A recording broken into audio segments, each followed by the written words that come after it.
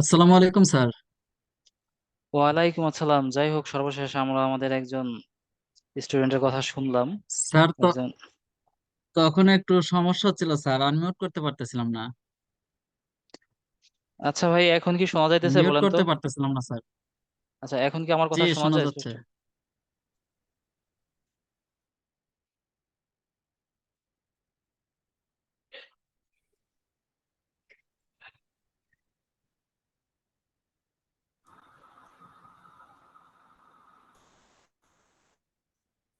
আচ্ছা, ঈদের পরে মনে হয় আমাদের ক্লাস কি আর দুই একটা হয়েছে, নাকি আমার ক্লাসটা দিয়ে শুরু ঈদের পরে অনলাইন ক্লাস? কেউ কি করছেন ক্লাস? না স্যার, আজকে আজকে প্রথম স্যার।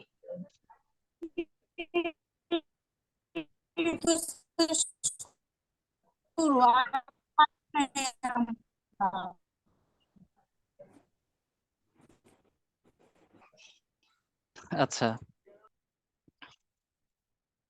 তো আমাদের যে প্রাইমারির পরীক্ষা হইলো, প্রাইমারি পরীক্ষায় কেউ কি টিকছেন? আছেন কেউ?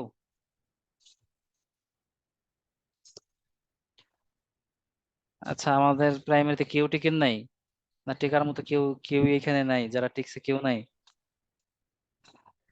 আচ্ছা, আসেন আমরা ছিল একটু স্যার, দেখি। এখানে ঠিক ছিল। আচ্ছা, দেখি। অনেকেই টিকছে, অনেকের সাথেই আমার কথা হয়েছে, অনেকেই টিকছে। আচ্ছা, আহ আমরা একটু আলোচনা করতে চাই যে আমরা যে কজন আছি এখানে, সবাই কি নতুন? সবাই কি পুরাতন, না দু একজন নতুন আছে? আচ্ছা, একজন বলছে নতুন ক্লাস, তার প্রথম ক্লাস। আর স্যার, আমারও প্রথম ক্লাস এটা, রিটেনের। আচ্ছা, অনলাইনে ভর্তি হয়েছে নতুন এরকম কয়জন আছেন? আর স্যার আমারও প্রথম ক্লাস। আচ্ছা, কয়েকজন নতুন আছে আর কয়েকজন পুরাতন আছে। আচ্ছা, আমি আমার অভিজ্ঞতা থেকে আপনাদের সাথে একটু কথা শেয়ার করি। সেটা হয়েছে যে পরীক্ষায় যে প্রশ্নগুলো আসে, আমরা যারা পরীক্ষায় সরাসরি অ্যাটেন্ড করি অথবা আমরা যে প্রশ্নগুলো দেখি, এর ভিতরে যারা মোটামুটি ধরেন 6 মাসের ভিতরে, 6 মাসের মতো এরকম আছেন যে কোচিং এর সাথে যুক্ত আছেন, বা আপনি পড়াশোনার ভিতরে আছেন, চাকরির চাকরির পড়াশোনার ভিতরে আছেন, আপনার কাছে কি বাংলা সিলেবাস বা সাধারণ জ্ঞান সিলেবাস, এই দুইটার কোনোটাই বুঝতে কি কারো কোনো সমস্যা আছে? সিলেবাস বুঝতে, যে কোথা থেকে প্রশ্ন হয়, কিভাবে প্রশ্ন আসে? দেখেন, প্রথমে যে আমাদের আহ, বিশেষ করে আমরা যারা এই করি, এরা অধিকাংশই 11 থেকে আপনার 16তম গ্রেডের চাকরির জন্য প্রস্তুতি নিয়ে নেই। তো এটার ভিতরে আমাদের সিলেবাসটা জানা খুব জরুরি, যে আমরা কতটুক পড়বো আর কতটুক পড়বো না, মানে কতটুক ছাড়বো কতটুক পড়বো, এটা আইডেন্টিফাই করা খুব জরুরি। ঠিক আছে? আর নাহলে আপনি আহ অনেক দিন পর্যন্ত পড়বেন, কিন্তু চাকরিটা পেতে আপনার একটু সময় লাগবে।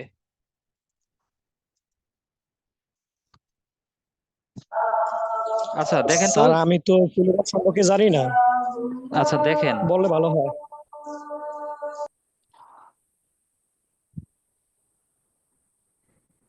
দেখেন তো ভাই, আমরা যদি একটু বাংলার ক্ষেত্রে দেখি, উম,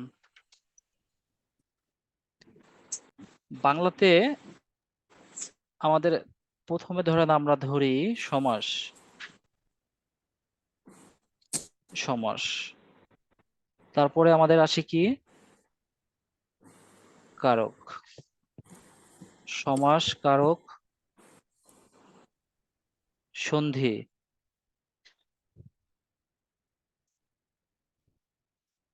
এক কথায় প্রকাশ।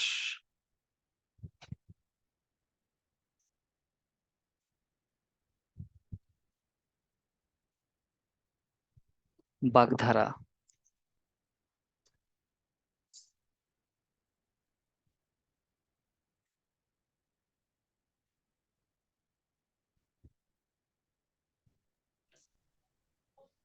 বানান।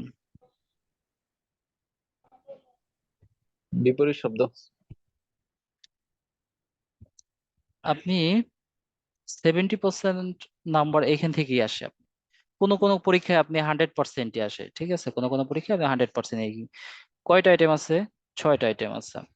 এরপরে দেখেন, এরপরে যদি আরেকটু বলি যে যখন প্রশ্নটা একটু এমসিকিউ টাইপ হয় বা প্রার্থী একটু বেশি থাকে, তখন কিছু আনকমন বিষয় থেকে প্রশ্ন আসে। আনকমন বিষয়গুলোর ভিতরে কি আছে? বিপরীত শব্দ। আচ্ছা, বিপরীত শব্দ। তারপরে আসে আপনার প্রকৃতি ও প্রত্যয়। প্রত্যয়টা মূলত আমাদের এমসিকিউ টাইপ পরীক্ষা হলে এখানে প্রত্যয়টা বেশি আসে। আচ্ছা, এরপরে আসে বিপরীত লিঙ্গান্তর থেকেও আসতে পারে। লিঙ্গান্তর। আচ্ছা, আমার কথা কি আপনারা স্পষ্ট বুঝতে পারেন? হ্যালো? জি স্যার, বোঝা যাচ্ছে। বোঝা যাচ্ছে স্যার, আচ্ছা সমস্যা নেই। জি আচ্ছা স্যার, বোঝা যাচ্ছে। আচ্ছা দেখেন, আপনি কতটুক পড়বেন এটা আপনি নিজে নিজেই জাস্টিফাই করবেন, নিজে নিজেই ডিটারমাইন করবেন যে আমার এতটুকু পড়তে হবে। দেখেন, আপনি যখন এগুলো যে আপনার যদি এমসিকিউ টাইপ প্রশ্ন হয়, এমসিকিউ আসে, সেক্ষেত্রে আমাদের এটা একটু বেশি জোর দিতে হয়, কারণ তখন আমাদের সবগুলো আইটেম থেকে প্রশ্ন থাকে। আপনি যখন সমাজটা পড়ছেন, সমাজটা পড়লে দেখবেন আমাদের বইতে যে সমাজগুলো আছে মোটামুটি এইগুলা পারলে এর বাইরে থেকে আর যা আসে এইগুলা এই ভাবধারাই পারা যায়, এর বাইরে থেকে আর পড়ার প্রয়োজন হয় না। আপনি সমাজটা যখন পড়ছেন তখন আপনাকে এতটুকু অন্তত ডিটারমাইন্ড থাকতে হবে যে সমাজ আমি পড়ছি, তার মানে সমাজ থেকে যদি কোনো প্রশ্ন আসে সমাজ থেকে আমাকে পারতেই হবে, সমাজ থেকে পারতেই হবে আমার। আচ্ছা, কারক থেকে। আচ্ছা, আপনি সমাজ পড়ছেন, কারক পড়েন নাই। আচ্ছা, কারক পড়েন নাই, কারক পড়ার ক্ষেত্রে আপনারা প্রথম যেটা কাজ করবেন সেটা হচ্ছে যে আমাদের নবম দশম শ্রেণীর বইতে যে কারকের যে প্রশ্নগুলো আছে, কারকের যে উদাহরণগুলো আছে, এই উদাহরণগুলো আগে শেষ করতে হবে কারকের। আচ্ছা, এগুলো আপনি বুঝেন বা না বুঝেন বা মুখস্থ করেন, যেভাবেই করেন, যদি আপনার খুব দ্রুত কারক কারক শেষ করতে হয়, যে কারক থেকে নম্বর পেতে হবে বা কারক বুঝতে হবে, আপনার নবম দশম শ্রেণীর বইতে যেগুলো আছে এই কারকগুলা, এই উদাহরণগুলো আগে শেষ করতে হবে। প্রত্যেকটা উদাহরণ আমাদের বইতে আছে কিন্তু বিক্ষিপ্ত ভাবে আছে। আপনি যখন নবম দশম শ্রেণীর বইটা আপনার কাছে থাকবে তখন এখান থেকে আপনি শুধু কারকের উদাহরণগুলো আগে পড়বেন, এরপর তো আমরা বুঝাবই অবশ্যই। দেখেন, আপনি সমাজটা শেষ করলেন, তার মানে আপনার পরীক্ষায় পাঁচটা আইটেম আসছে, এর ভিতরে একটা আইটেম আছে সমাস। আপনার এই সমাস থেকে ফুল 5 নাম্বার, এই 5 নাম্বার আপনার পেতে হবে, এমন ভাবে পড়তে হবে। আচ্ছা, আপনি সন্ধি পড়ছেন, সন্ধিটা এরকম পড়া যাবে না আধা আধি পড়ছি, 3 স্টার পড়ছি, ঠিক আছে, আর 2 স্টার পড়ছি, কিন্তু 1 স্টার পড়ি নেই, স্টার ছাড়া যেগুলো আছে এগুলো পড়ি নেই, না, এরকম করা যাবে না ভাই, সব পড়তে হবে। আচ্ছা, সন্ধি, কারক, সমাস, মূলত এইখানে যে বিষয়গুলো আছে এই বিষয়গুলো আপনাকে প্রথমেই, এই যেটা আমি ধরছি তার মানে যে কারকটা আমি আজকে ধরছি, সন্ধিটা আমি ধরছি, আজকে আমি সারাদিন শুধু সন্ধি পড়বো না। এই টেকনিক গুলো আপনাদের অনেকবার বলছি, আপনি একদিনে সব পড়ে রাখলে হবে না। আপনি আজকে 1 থেকে 30 পর্যন্ত পড়ছেন, ধরেন সন্ধির যে ক্রমিক আছে বা বাগধারায় ধরলাম আমরা, বাগধারা 1 থেকে 30 পর্যন্ত পড়ছেন, 2 দিনে আপনি 50টা পড়ছেন। তৃতীয় দিনে যখন আপনি 50 থেকে 80 পড়তে যাবেন, 50 থেকে 80, তখন আপনি শুরুতে এই 1 থেকে 50টা এক নজরে একটু দেখবেন। এক নজরে দেখলে দেখবেন যে এখানে কিছু কিছু আছে একটু কঠিন, একটু কঠিন মনে হয়। আপনার হাতে অবশ্যই একটা পেন্সিল রাখতে হবে এবং পেন্সিলটা এরকম হবে যে পেন্সিলের অপোজিট সাইডে যে আপনার ইরেজার থাকে, আমরা রাবার বলি যেটাকে, যে ঘষা দিলে উঠে যায়, এরকম। আপনি একটা সন্ধি পড়ছেন, ঠিক আছে, সন্ধিটা একটু কঠিন, আপনার বই খুব বেশি দাগানোর প্রয়োজন নেই। আচ্ছা, সন্ধিটা একটু, এই সন্ধি বা এই বাগধারাটা একটু কঠিন, সেই বাগধারাটার সামনের সাইডে আপনি একটু দাগ দিয়ে রাখলেন যাতে বোঝা যায় যে আপনি যখন আবার পড়তে যাবেন যে এটা একটু কঠিন ছিল, ঠিক আছে। আচ্ছা, এরপর যখন আবার দ্বিতীয় দিন দেখতেছেন, তৃতীয় দিন এইভাবে দেখতেছেন, দেখার পরে যখন দেখতেছেন যে না, এটা তো পারি, এটা তো সমস্যা হচ্ছে না, আপনার হাতে যে পেন্সিল আছে ইরেজার দিয়ে, ঠিক আছে, আপনি আবার এই জায়গাটা মুছে দিবেন, ঘষে ঘষে আবার মুছে দিলেন, ঠিক আছে, তার মানে এটা আপনি পারেন। কিন্তু যখন আপনি পড়তে যাবেন তখন দেখবেন এটা আপনার মনে আবার একটা নাড়া দিবে যে এটা আমি দাগানো ছিল, এটা আমি উঠাইছি। এবং সবচাইতে মজার বিষয় হয়েছে যে আপনি যখন বই খোলা থাকবে, আপনি বইতে সবগুলোই দেখবেন যে আমি সব পারি, কোনো সমস্যা নেই, আমি সবই দেখলে বইতে মোটামুটি সব পারা যায়, এবং কেউ ধরলেও পারি। কিন্তু বিপত্তি বাধে আমাদের যখন আমরা লিখতে যাই। ঠিক আছে, যখন আমরা লিখতে যাই যে ড হবে না র হবে, কোন স হবে, দন্ত স না তালব্য স, নিচে কি হসন্ত আছে নাকি হসন্ত নাই, এটা কি বিসর্গ হবে নাকি বিসর্গ হবে না, এইরকম অনেকগুলো দেখবেন আপনার আপনি কনফিউজড হয়ে যাবেন। তার মানে আপনি যখন পড়তেছেন, এবং এই অভ্যাসটা যদি আপনি করতে পারেন, আপনার একটু খাতা নষ্ট হবে হয়তো। একদিনে কয় টাকার খাতা নষ্ট হবে, সর্বোচ্চ আপনি কতটুকু খাতায় লিখতে পারবেন? একদিনে 5 টাকার খাতার বেশি আপনি লিখতে পারবেন না। ঠিক আছে, কিন্তু যেখানে আপনার একটা জীবনের প্রশ্ন, যে আপনাকে একটা চাকরি পেতে হবে, বা মান সম্মান যাই যাই হোক, জীবিকা বলি যাই বলি, যে আমাকে একটা চাকরি পেতে হবে, যেহেতু কষ্ট করতেছেন, তার মানে আপনাকে এই পদ্ধতিগুলো অবশ্যই অবলম্বন করতে হবে। এখন আপনি তিনটা বিষয় নিয়ে পড়তেছেন, যেমন কারক কারক পড়তেছেন, বাগধারা পড়তেছেন, আর বানান পড়তেছেন। দেখেন, বানান বিষয়টা, বাগধারা বিষয়টা মুখস্থ করার বিষয়। বাগধারায় বোঝার কিছু নাই, মুখস্থ করার বিষয়। বানান কিছু নিয়ম নিয়ম আছে, এবং বইতে যে উদাহরণগুলো আছে সব পড়তে হবে, A to Z সব পড়তে হবে। ঠিক আছে, যখন আপনি বানান ধরলাম আমরা 1 থেকে 400 পর্যন্ত আছে। ঠিক আছে, 1 থেকে 400 পর্যন্ত, নাকি এর চাইতে আর একটু বেশি আছে মেবি আমাদের বইতে। আচ্ছা, এই 400, যখন আপনি এই 400 পর্যন্ত পড়লেন, তখন আপনার ভিতরে একটা কনফিডেন্স গ্রো করবে যে আমি 1 থেকে 400 পর্যন্ত পারি। বানান থেকে আসলে মোটামুটি অন্তত আপনি যদি এতটুকু ইনশিওর করতে পারেন যে আমাদের যে মাসিক পরীক্ষাগুলো হয়, এই পরীক্ষায় আপনি প্রতিটা পরীক্ষায় যখন আপনি টিকতে শুরু করবেন, বা আপনি ভাইবাও দিবেন দুই একটা, যে হ্যাঁ আমি টিকতে পারি বা টিকছি আমি, তখন আপনি মনে মনে ভাববেন যে হ্যাঁ আমি একটু হলেও আমি উপযুক্ত হয়েছি চাকরির। আপনি চাকরির জন্য কতটুকু উপযুক্ত হয়েছেন, আপনি নিজের প্রশ্ন করলে আপনি নিজেই জানতে পারবেন যে আমি কতটুকু উপযুক্ত হয়েছি। ঠিক আছে, বাদ বাকি কথা, সব কথা এলোমেলো কথাবার্তা, ঠিক আছে, এগুলোর কোনো ভ্যালু নেই, ভ্যালুলেস।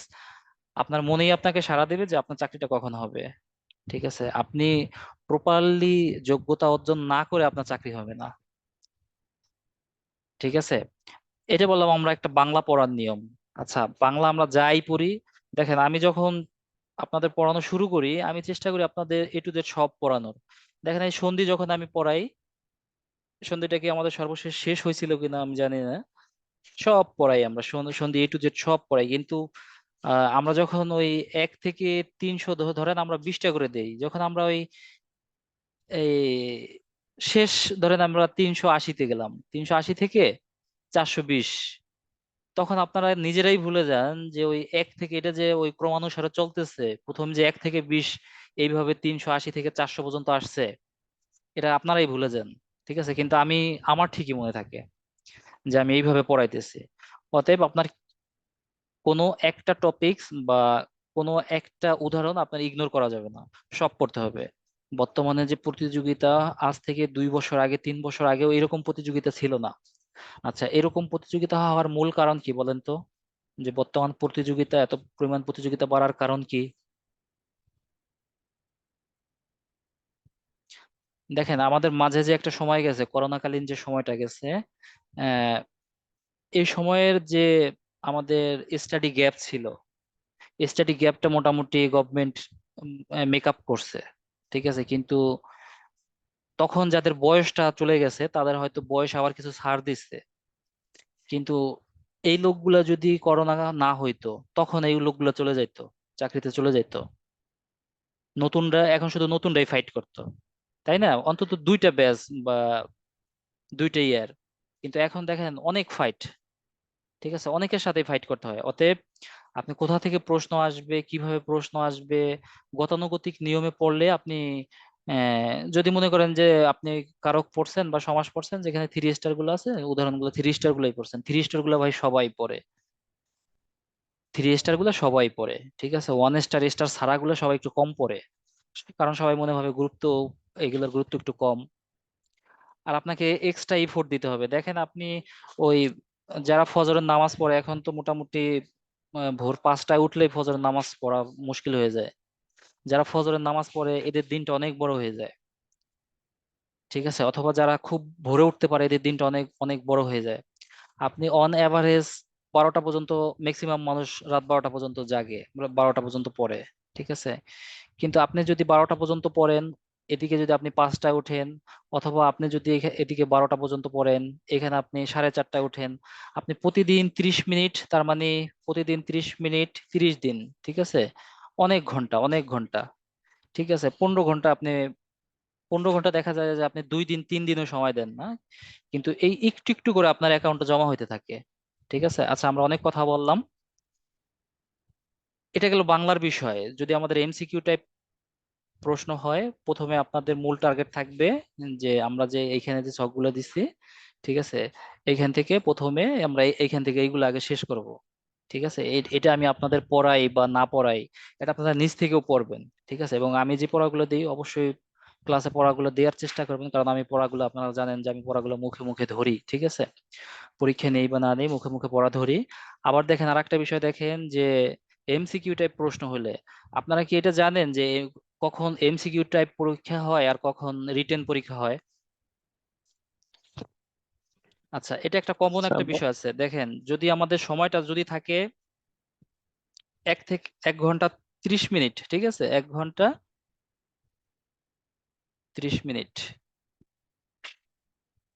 আচ্ছা, 1 ঘন্টা 30 মিনিট হলে যদি এরকম থাকে, পরীক্ষার ডিউরেশন দেয়া থাকে না, পরীক্ষা কতটুকু সময় হবে, যদি এরকম থাকে তাহলে আপনার ওটা, আচ্ছা, এরকম হলে ধরে নিতে হবে আমাদের পরীক্ষাটা লিখিত হবে।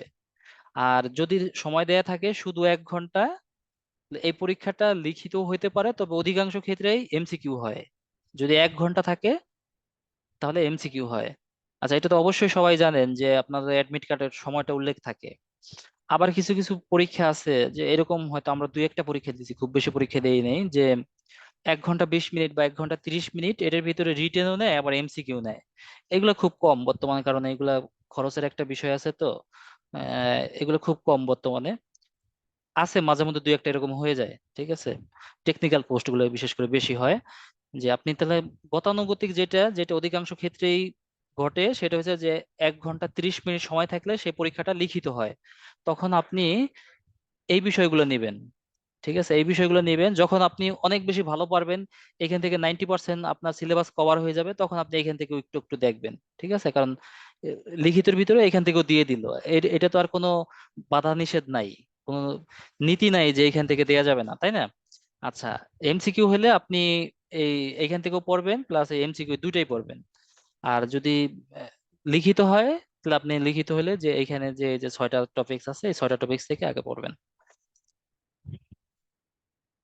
আচ্ছা, আর সাধারণ জ্ঞানের ক্ষেত্রে, আচ্ছা, সাধারণ জ্ঞানের ক্ষেত্রে দেখেন, সাধারণ জ্ঞানে আমরা আমাদের বইতে শুরুতেই দেখেন যে সিলেবাস দেয়া আছে, হ্যাঁ, যে কিভাবে প্রশ্ন হয়, কতটুকু কতটুকু আসে, কোন কোন চ্যাপ্টার গুলো গুরুত্বপূর্ণ থাকে, ঠিক আছে, এগুলো কিন্তু দেয়া আছে। বাংলায় দেখেন, সাধারণ জ্ঞান দেখেন, সাধারণ জ্ঞান অবশ্যই ওইভাবে বলা নাই, কারণ সাধারণ জ্ঞান কয়েকটা টপিকসই বলা আছে শুধু, ঠিক আছে। আচ্ছা, আসেন আমরা একটু সাধারণ জ্ঞান থেকে একটু পড়াশোনা শুরু করি। উম আচ্ছা, সাধারণ জ্ঞান বইটা কি আছে সবার কাছে? আচ্ছা স্যার। আচ্ছা, আর যারা নতুন আছেন এদের একটু দৃষ্টি আকর্ষণ করতেছি, সেটা হচ্ছে যে, না ভাইয়া, আমার কাছে নাই। আচ্ছা, যারা নতুন আছেন এদের এদের কাছে বলা হয়েছে যে আপনারা আমি যে কোনো ভাইয়া বই থেকে, যে নতুন, মানে নতুন বইটা যে আপনাদের যে তৈরি হইতেছে ওইটা বলছেন, আমি ফোন দিছিলাম, ওটা আপনাদের কাছ থেকে শুনছি যে 27 তারিখে মানে আমি অর্ডার দিতে পারবো, যে কারণে আমি পুরানো বইটা আনি নাই। ঠিক আছে, সমস্যা নেই, আপনি এক ক্লাস পড়ে নেন। কিন্তু আমরা মূলত আমাদের এই বইটা থেকে পড়াই, কারণ আমরা একটা ক্রম অনুযায়ী পড়াই পড়াই তো, ঠিক আছে। এটা আমাদের বই থেকে পড়াইলে আমাদের জন্য ভালো হয়, ঠিক আছে। আপনি অন্যান্য বই থেকেও পড়তে পারেন, তবে আমাদের প্রশ্ন এবং উত্তর না যদি ভাই, ঠিক আমি ওই থাকে, বইতে আনবো, না, মানে আমি আয়না আপনাকে পড়বো। বলছি না আপনি এখন ওইটা হলেই পড়বেন, ওইটা ছাড়া পড়বেন না, বিষয়টা এরকম না। না, আপনি এমনিতে যে তো কোনো বইতে, পড়বোই। যে কোনো বই থেকে পড়তে পারেন, ঠিক আছে। আচ্ছা, আসেন আমরা একটু দেখি, আমরা মনে হয় সর্বশেষ যেখানে ছিলাম যে আচ্ছা মুজিবনগর ভাইয়া, সরকার। অনলাইনে কি নতুন সিলেবাস আবার দেয়া হবে? আচ্ছা, সিলেবাসটা আমি দিয়ে দিই, হ্যাঁ, সিলেবাসটা আমি আগামীকালকে দিয়ে দিব, আগামীকালকে হয়তো 8টা 8:30টার দিকে দিয়ে দিব সিলেবাসটা। আপনারা পেজে পাবেন, ওয়েবসাইটেও পাবেন, আমাদের অ্যাপসেও পাবেন, সব জায়গায় পাবেন, সমস্যা নেই। আচ্ছা, দেখেন আমরা সর্বশেষ মনে হয় মুক্তিযুদ্ধের বীরত্ব সূচক খেতাবগুলো আমরা একটু পড়ছিলাম। আহ অধ্যায় 5, যে পৃষ্ঠা নম্বর ছিল 33 থেকে 40। এইখান থেকে দেখেন, আমরা যদি মুক্তিযুদ্ধের বীরত্ব সূচক খেতাবগুলো থেকে আমরা একটু দেখি।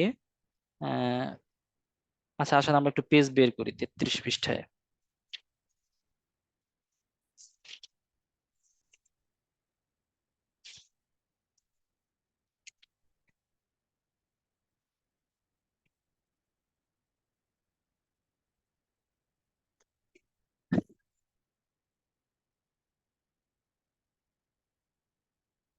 আচ্ছা, প্রথমে ছিল আমাদের মুক্তিযুদ্ধে অবদানের জন্য রাষ্ট্রীয় পুরস্কার বা খেতাব। রাষ্ট্রীয় খেতাব বা রাষ্ট্রীয় পুরস্কার 4টি। এটা অনেক পরীক্ষা হয়তো এমসিকিউ তে চলে আসে। ইভেন বিসিএস এরও মনে হয় যে একটা পরীক্ষা এরকম একটা প্রশ্ন ছিল। আচ্ছা, তাহলে খেতাব, আহ মুক্তিযুদ্ধে খেতাব বা রাষ্ট্রীয় পুরস্কার কতটি আমরা জানি? 4টি। 4টি, আচ্ছা। 4টি। সবার চেয়ে যে বড় সেটা কি? বীরশ্রেষ্ঠ। বীরশ্রেষ্ঠ। আচ্ছা,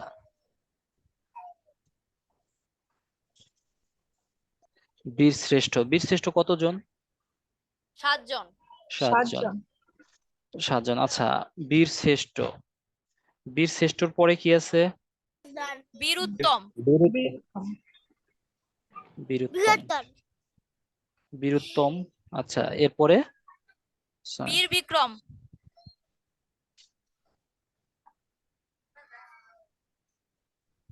বীর বিক্রম।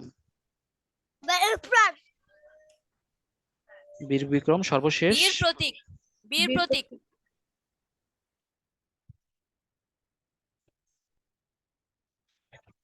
আচ্ছা, প্রতীক বানানটা মানে এইভাবে দেয়া যাবে না।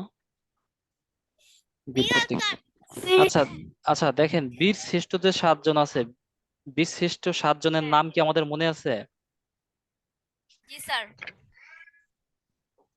আচ্ছা, বীর শ্রেষ্ঠ 7 জনের আমরা একটা টেকনিক বলছিলাম যে বীর শ্রেষ্ঠ গুলোদের নাম কিভাবে মুখস্থ রাখা যায়। আচ্ছা, এটা কি কেউ বলতে পারে? কারো কি মনে আছে?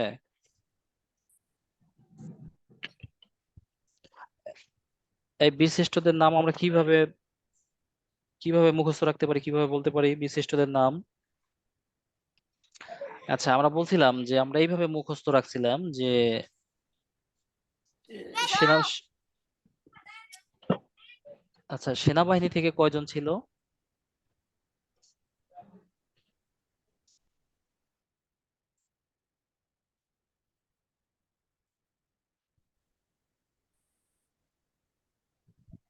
নৌবাহিনী।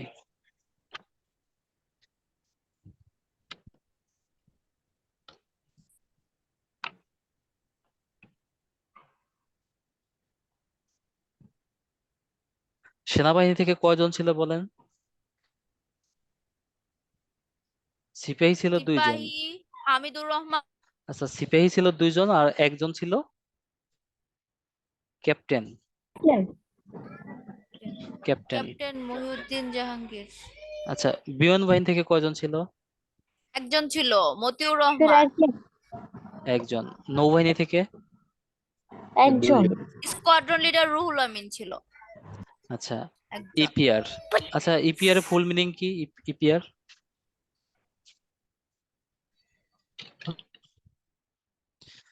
EPR east Pakistan regiment. ঠিক আছে, ইস্ট পাকিস্তান রেজিমেন্ট পরবর্তীতে কি নাম হয়? বিডিআর। ঠিক আছে, বিডিআর থেকে বর্তমানে কি নাম? বিজিবি। বিজিবি কি? বিজিবির ফুল মিনিং কি? বিজিবির border guard border Bangladesh. Guard Bangladesh. Border guard Bangladesh, good. আচ্ছা, দেখেন, আর ইপিআর থেকে ছিল 2 জন।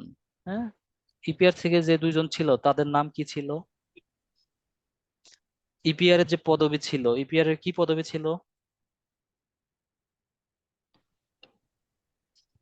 ল্যান্স নাইক। আচ্ছা, ল্যান্স নায়েক। ল্যান্স নায়েক, আচ্ছা। এই যে ক্যাপ্টেন, ঠিক আছে, এই ক্যাপ্টেন কিন্তু সেনাবাহিনীর ক্যাপ্টেন, নৌবাহিনীতেও ক্যাপ্টেন আছে। তবে নৌবাহিনীর ক্যাপ্টেনের মর্যাদা অনেক বেশি, হ্যাঁ, অনেক বড়। লেফটেন্যান্ট কর্নেল সেনাবাহিনীর লেফটেন্যান্ট কর্নেল এবং নৌবাহিনীর ক্যাপ্টেন সমমর্যাদার। ঠিক আছে। আচ্ছা আসেন আমরা একটু দেখি যে উম, বর্তমানে অনলাইনে দেখবেন আপনারা ফেসবুক স্ক্রলিং করলেও দেখবেন অনেক কিছু এরকম থাকে। এই বীরশ্রেষ্ঠদের নাম মনে রাখার জন্য বা এর জন্য এরকম ছোট ছোট রিলস থাকে না, রিলসের ভিতরে অনেক পাওয়া যায়। যখন আপনি এটা মনে করেন যে আপনি পুরোটা রাখবেন না, অন্তত একটা স্ক্রিনশট দিয়ে রাখলেও আপনার নিজের জন্য, যে নিজে কতটা টেকনিক অ্যাপ্লাই করা যায়, টেকনিক অ্যাপ্লাই করে লেখা যায় বা মুখস্থ রাখা যায়, বিষয়টা হচ্ছে এটা। উম, যেমন আমরা যদি বলি যে বীরশ্রেষ্ঠ এবং আহ, কোন বীরশ্রেষ্ঠ কত নম্বর সেক্টরে, এটা কিন্তু আসলে একটু মনে রাখা একটু টাফ। ঠিক আছে, ভুল হওয়ার সম্ভাবনা একটু বেশি থাকে, যেখানে আমাদের বীরশ্রেষ্ঠদের নামই মনে থাকে না আর তারা কোথায় কোন সেক্টরে যুদ্ধ করছে এটা। বীরশ্রেষ্ঠ সেক্টর কমান্ডারদের নাম মনে রাখার জন্য যদি আমরা একটা টেকনিক অবলম্বন করি, এরকম দেখেন।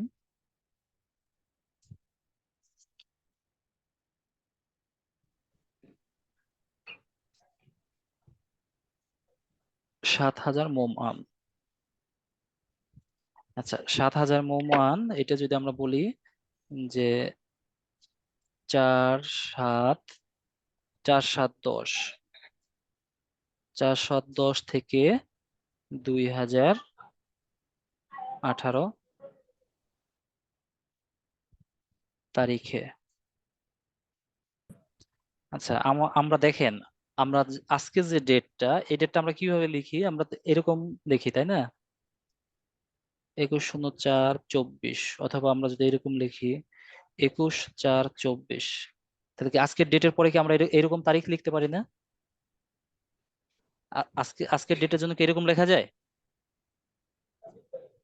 আপনারা মনে হয় আমার কথা শুনতে পাইতেছেন না। হ্যালো। হ্যালো, স্যার শুনতে পাচ্ছি। স্যার শুনতে পাচ্ছি। আচ্ছা আচ্ছা মাঝে মধ্যে একটু মানে আপনারা একটু নড়াচড়া দিয়েন আর কি, ঠিক আছে, নাহলে আবার আজকে আমাদের নেটটা মনে হয় একটু সমস্যা করতেছে, আমার মনে হইতেছে এরকম আর কি। আচ্ছা দেখেন, আমরা যদি এই ডেটটা, যদি আজকের ডেটটা যদি আমরা এইরকম লিখতে পারি, তাহলে কি আমাদের একটা ডেট কি এরকম ছিল না, 1/4/24, তার মানে এপ্রিল মাসের 1 তারিখ তো আমরা এইভাবেই লিখতে পারতাম তাই না? জি স্যার। জি স্যার। আচ্ছা আমরা যখন আহ 1/4/2009 সাল লিখতাম, তখন আমরা লিখতাম 1/4, শুধু 9 লিখতাম অথবা 0-9 লিখতাম। জি স্যার। যখন যখন আমাদের 10 হলো তখন আমরা কি লিখলাম, 1/4/10। 10। আচ্ছা 10। 1/4/10, যখন 4 মাস থেকে 7 মাস হলো তখন কি আমরা এরকম লিখতে পারি, 4/7/10। এটি সরি, আচ্ছা 4/7/10, এটা একটা তারিখ না, এত জি তারিখ স্যার। মানে থেকে হচ্ছে 2010 2018 সালের এত তারিখ পর্যন্ত। ঠিক আছে, আচ্ছা এইটা একটা তারিখ।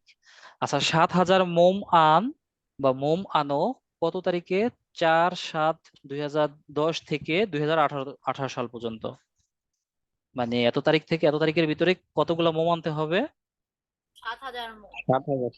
7,000 মোম আনতে হবে।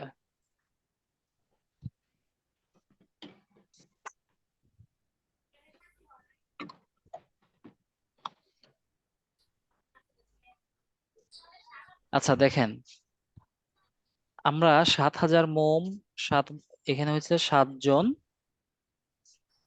বীরশ্রেষ্ঠ।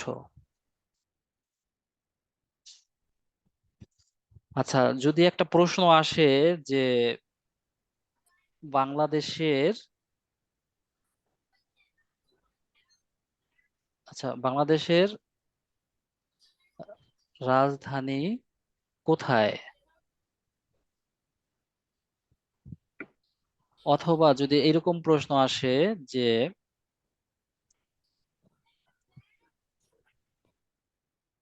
বাংলাদেশের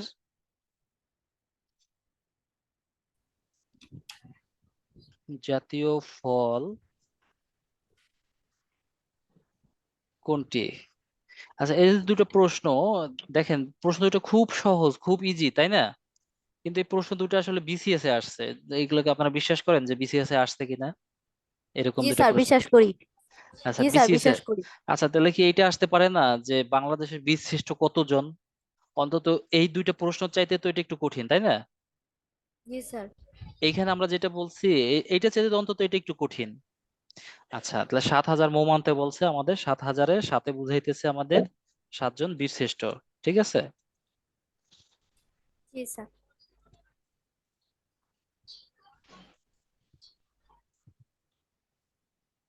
আচ্ছা 7 জন বীর শ্রেষ্ঠ।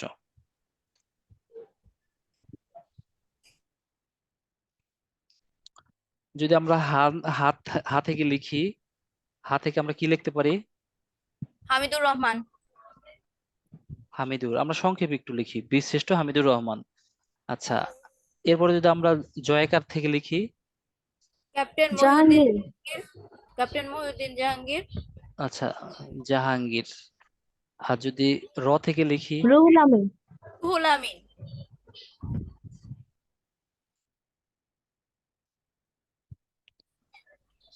আচ্ছা রুহুল আমিন না? যদি ম থেকে নেই, মোস্তফা কামাল। মোস্তফা কামাল। আচ্ছা মোস্তফা কামাল।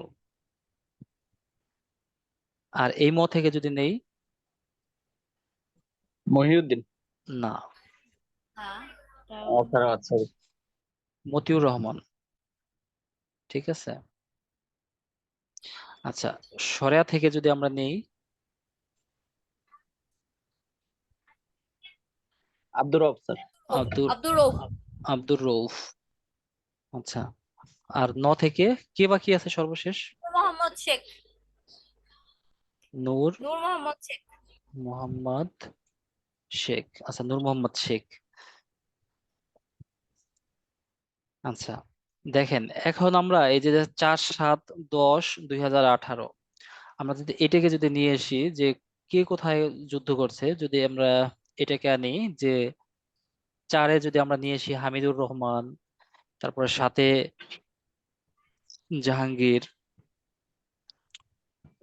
তারপরে 10-এ রুহুল আমিন, তারপরে 2-তে মোস্তফা কামাল, 0-তে মতিউর রহমান, আর 1-এ আব্দুর রউফ, আর 8-এ নূর মোহাম্মদ শেখ। এটা কি আসলে খুব বেশি কঠিন হবে?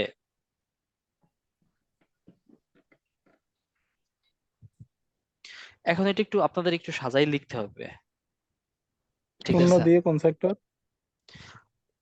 শূন্য দিয়ে কোন সেক্টর বলতে আসলে শূন্য তো কোনো সেক্টর নাই। শূন্য সেক্টরে কে ছিল বলেন? মতিউর রহমান। মতিউর রহমান কিভাবে মারা গেছে ভাই? মতিউর রহমান বিমান দুর্ঘটনায়। বিমান দুর্ঘটনায়। বিমান দুর্ঘটনা কোথায় ঘটছিল? এটা বোধহয় ভারতের পাকিস্তান আকাশে। কাছাকাছি। তিনি কি করছেন? একটা ভারতের যুদ্ধ কাছাকাছি বিমান। সীমান্তে। আচ্ছা সে একটা যুদ্ধ বিমান নিয়ে মানে নিয়ে আসতে চাইছিল আর কি বাংলাদেশে। কথাটা বললে এরকম হয় যে পালাইতে চাইছিল আর কি, একটা যুদ্ধ বিমান নিয়ে হ্যাঁ। নিয়ে আসতে চাইছিল। যাই হোক তারপরে ভূপাতিত হয়েছে মাটিতে। তো সে তো আর বাংলাদেশে ছিল না, যুদ্ধ করার মতো সুযোগ ছিল না তার। তার মানে সে ছিল শূন্য, মানে সে কোনো যুদ্ধ করে নাই কোনো সেক্টরে। ঠিক আছে। আচ্ছা এটা আপনি যদি একটু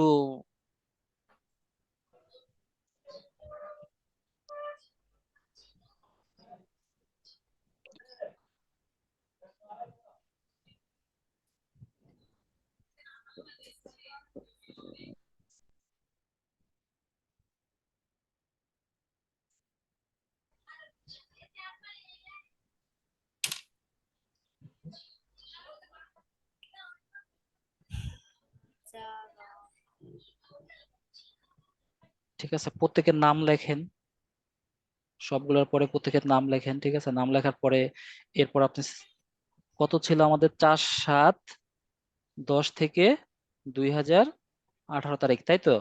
আচ্ছা এরপর আপনি যে জাহাঙ্গীরের 4 দেন, সরি হামিদুর রহমান 4 দেন, তারপরে 7 দেন, রুহুল আমিন, রুহুল আমিন 10।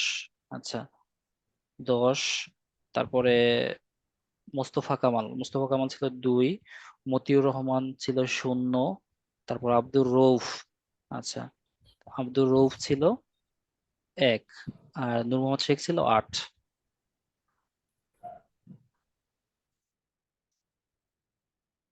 হামিদুর রহমান।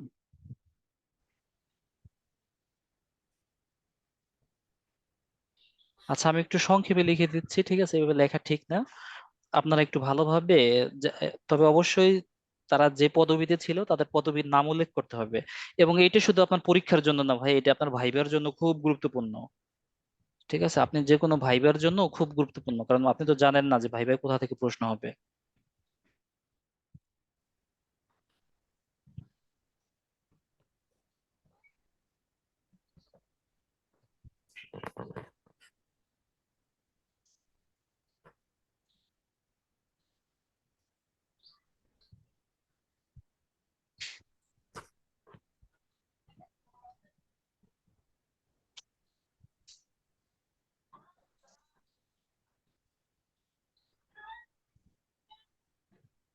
আব্দুর রউফ।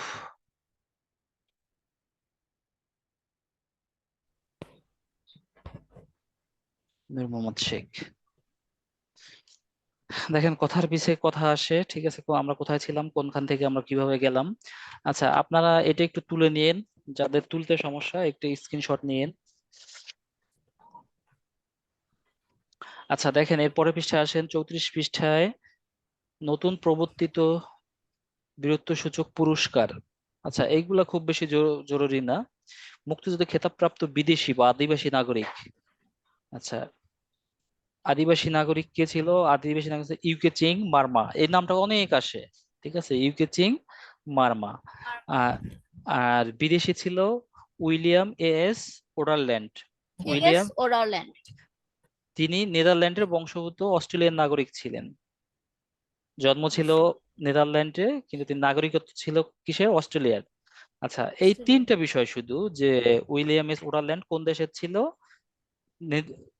অস্ট্রেলিয়ান নেদারল্যান্ডের নাগরিক। বংশোদ্ভূত অস্ট্রেলিয়ান নাগরিক। অস্ট্রেলিয়ান নাগরিক। আচ্ছা, আর একটা একমাত্র যে আদিবাসী বীর বিক্রম বা আদিবাসী একমাত্র খেতাবপ্রাপ্ত আদিবাসী মুক্তিযোদ্ধা ইউকে চিং মারমা। তিনটা বিষয়, ঠিক আছে? আচ্ছা, মুক্তিযুদ্ধে বীর শ্রেষ্ঠগণ। আচ্ছা, বীর শ্রেষ্ঠগণ আর পড়তে হবে না। আচ্ছা দেখেন, 38 পৃষ্ঠায় দেখেন, 38 পৃষ্ঠায়। আচ্ছা, আপনি যে এই যে কত পৃষ্ঠা, 33 পৃষ্ঠা থেকে 35 পৃষ্ঠা পর্যন্ত কি পড়লেন? এই প্রশ্নের বা এই পড়াটার আলোকে আবার কিছু প্রশ্ন দেয়া আছে। এই প্রশ্নগুলো আবার গুরুত্ব অনুসারে 3 স্টার থেকে 1 স্টার পর্যন্ত দেয়া আছে, ঠিক আছে? সবগুলো পড়তে হবে, কোনো কিছু স্কিপ করার সুযোগ নাই। আচ্ছা, এরপর আমরা আসেন, দেখেন 38 পৃষ্ঠায় আসি আমরা। 38 পৃষ্ঠায় বলছে যে মুক্তিযুদ্ধে বিভিন্ন বাহিনীর গঠন, ব্যক্তির ভূমিকা ও প্রতিনিধিত্ব। আচ্ছা, মুক্তিযুদ্ধ একটা বিশাল একটা বিষয়, ঠিক আছে? আমরা বর্তমানে এটা আমরা কল্পনাই করতে পারি না যে আসলে কত বড় বিষয় মুক্তিযুদ্ধটা।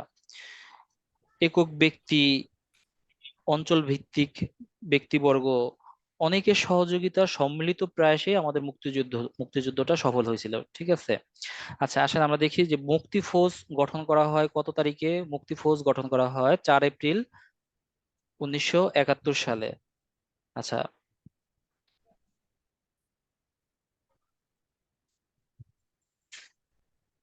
21 নভেম্বর 1971 সালে মুক্তিবাহিনী ও মিত্রবাহিনীর সমন্বয়ে যৌথ বাহিনী গঠিত হয়। আচ্ছা, 21শে নভেম্বর একটা বাংলাদেশের একটা দিবস আছে না ভাই? 21শে নভেম্বর কি দিবস? 21শে নভেম্বর কি সশস্ত্র বাহিনী দিবস? আচ্ছা, 21শে নভেম্বর আমাদের 21শে নভেম্বর সশস্ত্র। আচ্ছা,